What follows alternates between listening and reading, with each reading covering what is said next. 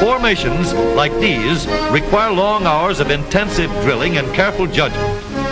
When the troop goes around the corner, the riders on the outside of the turn have to adjust their speed to keep even with the riders on the inside. The man on the outside has to ride a lot farther and a lot faster in order to keep up with the parade. The outside wheels must spin faster than the wheels on the inside because they have a greater distance to travel in the same length of time. When a wagon turns a corner, the wheels can travel at different speeds because each one can turn freely on the axles. And in the early automobiles, the rear wheels turned separately and only one wheel was connected to the engine.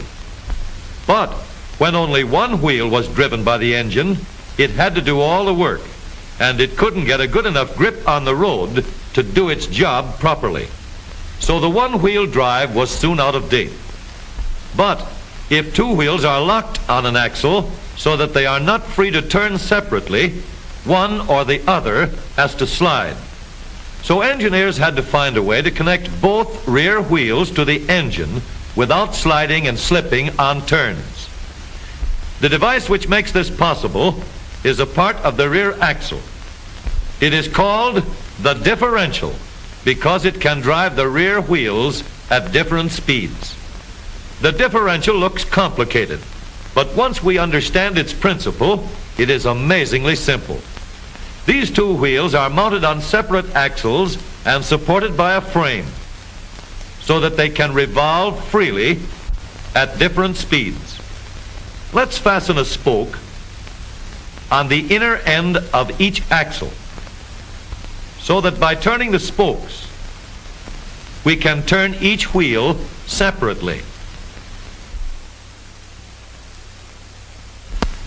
With a bar or crosspiece, we can turn both wheels in the same direction at the same rate of speed. Let's get something to hold this bar in place so that it will press against the spokes. Notice that this support is not locked to the axle. It turns freely. Now we can spin the wheels by rotating the support.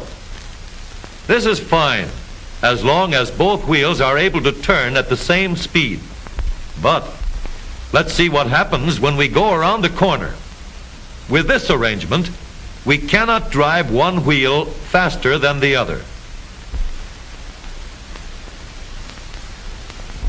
And if we stop one wheel, the other wheel won't budge. Let's put this bar on a pivot so that it can swing in either direction.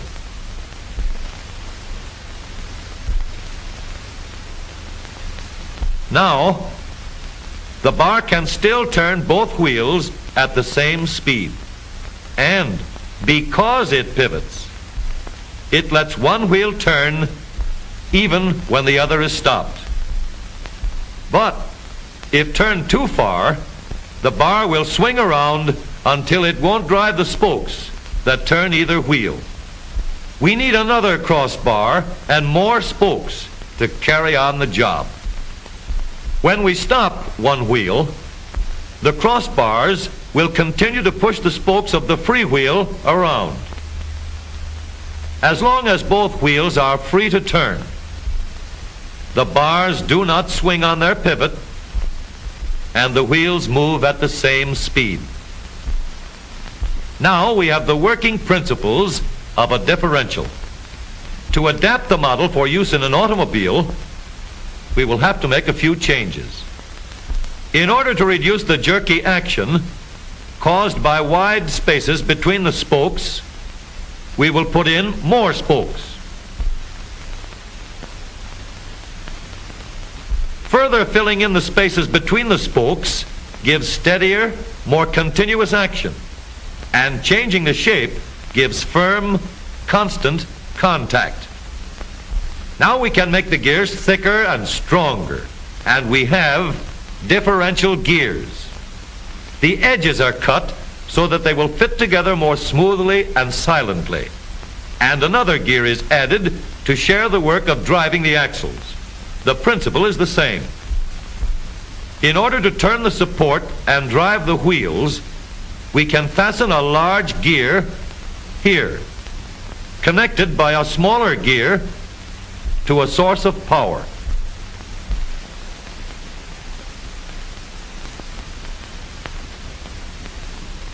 Notice that the power is connected to the differential at the center line.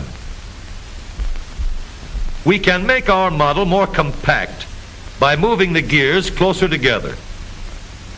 When we put our differential in an automobile, we have to leave room for the drive shaft, which carries the power from the engine.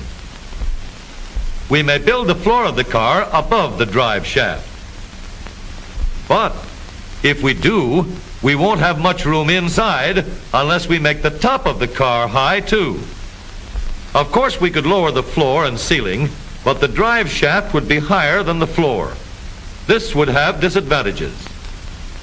A shaft in the middle of the floor of an automobile would be inconvenient for passengers and would be awkward for carrying luggage.